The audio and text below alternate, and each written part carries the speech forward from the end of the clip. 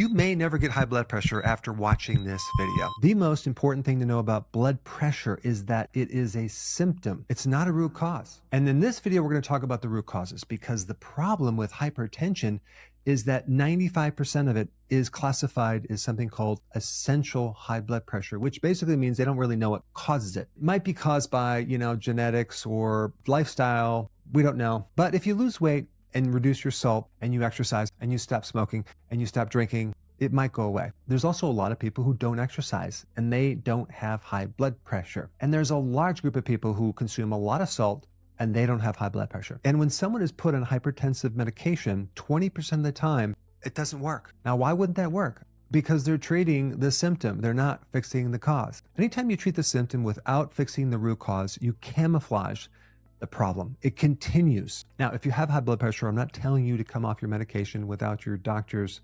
consent, but I want to give you some really important information that will help you get to the root of this problem. All right, now let's get into the root causes, okay? Let's start with the big one, vitamin D deficiency. There is a hormone system called the water pressure control system. When this system gets triggered and it goes up, there is a potent vasoconstriction going on in your arteries. Basically, there's a squeezing of the arteries and the pressure is going to go up. That is triggered by low vitamin D. This system being high also causes a massive retention of sodium. Wherever the sodium goes, the water goes. More sodium, more water, more pressure. This is why there's a big push to get everyone with high blood pressure off of sodium or on a low sodium diet. They would be much better off giving the person vitamin D and also increasing their potassium. The more potassium you have, the more sodium you could have. Potassium protects you against the excess amount of sodium. People that are salt sensitive are really potassium deficient. And unfortunately, the majority of the population doesn't get enough potassium because you need so much. You need like 4,700 milligrams every single day. No one's getting that much. And also look at how many people are deficient in vitamin D. It's just off the charts. Another interesting point about this is that your risk of high blood pressure goes up during the winter. Why is that? The way the sun is angled at the earth, there's just not enough UV radiation to create enough vitamin D in our skin. And then we have this other very important factor. The darker your skin, the more you're at risk for high blood pressure. On average, if you have dark skin, your risk for high blood pressure goes up by 2x. Why does this happen? Because melanin in your skin is a pigment and it acts as a sunscreen. It blocks you of ultraviolet radiation, making it very difficult to make vitamin D. This is why the darker your skin, the more vitamin D you need to take or the more sun exposure you need to have. Then you get into the genetic high blood pressure situation. Well, that's usually associated with a genetic problem with vitamin D, which is interesting. There's a super high percentage of people that have a genetic problem with vitamin D that can't absorb vitamin D that well, and they need a lot more vitamin D. So I've even questioned, do we really have a genetic blood pressure problem, or do we have a genetic problem with vitamin D that's causing the high blood pressure? I mentioned that 95% of all blood pressure problems are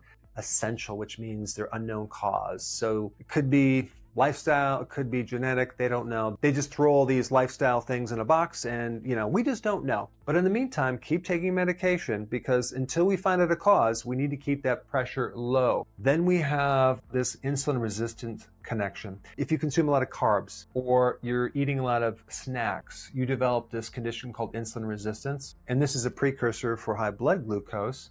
And it is the root cause of a fatty liver, high blood pressure, high cholesterol, belly fat, high glucose.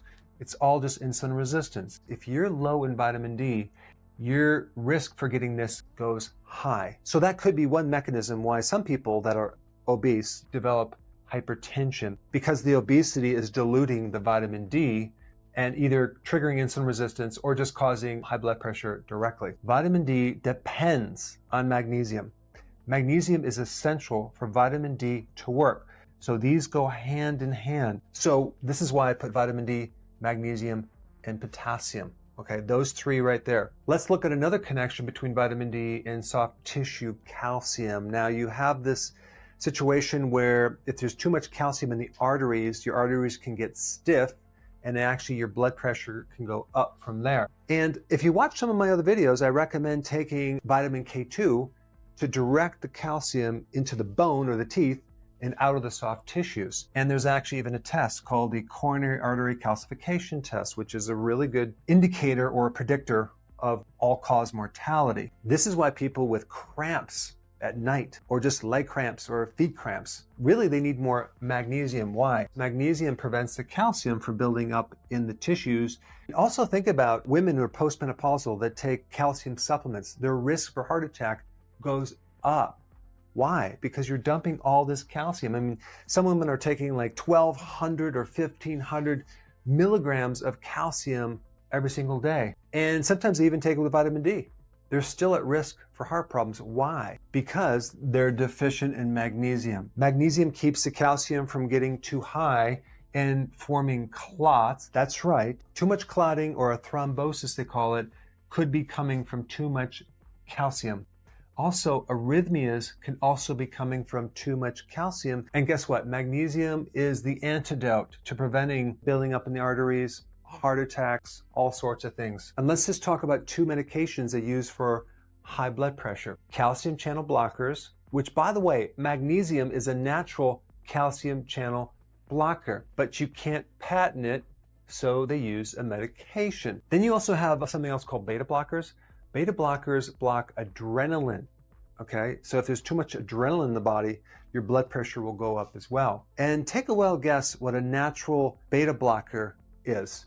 Not just magnesium, but vitamin D. Both of these will naturally decrease adrenaline. Now let's roll into the 4 things I recommend to correct the problem if you have high blood pressure. Okay, vitamin D. I would take 10,000 IUs every single day, but if you're trying to correct high blood pressure, take 20,000 or even a little bit more. Now, if you have any thought in your mind that 20,000 IUs is toxic, being out in the sun for about 40 minutes will give you 20,000 IUs of vitamin D3. So 20,000 is not a toxic level. In fact, this is really like half of 1 milligram of vitamin D3. Magnesium, very underrated, but it's very important. I would recommend taking magnesium glycinate. You can get a good amount of magnesium from pumpkin seeds, sunflower seeds, spinach, other leafy greens, almonds, and even chocolate. Just make sure you don't have the chocolate with a lot of sugar. Magnesium allows vitamin D to work. These two go hand in hand. Then I recommend going on a low-carb diet, because at the root of high blood pressure, metabolic syndrome, heart disease is too many carbs. And consuming too much sugar and starch depletes you of vitamin D, magnesium, and potassium. Okay, so you need to do that. Also, potassium is very, very important. You can get this from an electrolyte powder. I would recommend taking a high quality electrolyte powder that has about 1,000 milligrams of potassium with other electrolytes. But you can also get potassium from greens, but you have to consume a very large salad every single day. But the greens will also give you magnesium. Now, to get more details on this low carb diet, you should go to this video right here.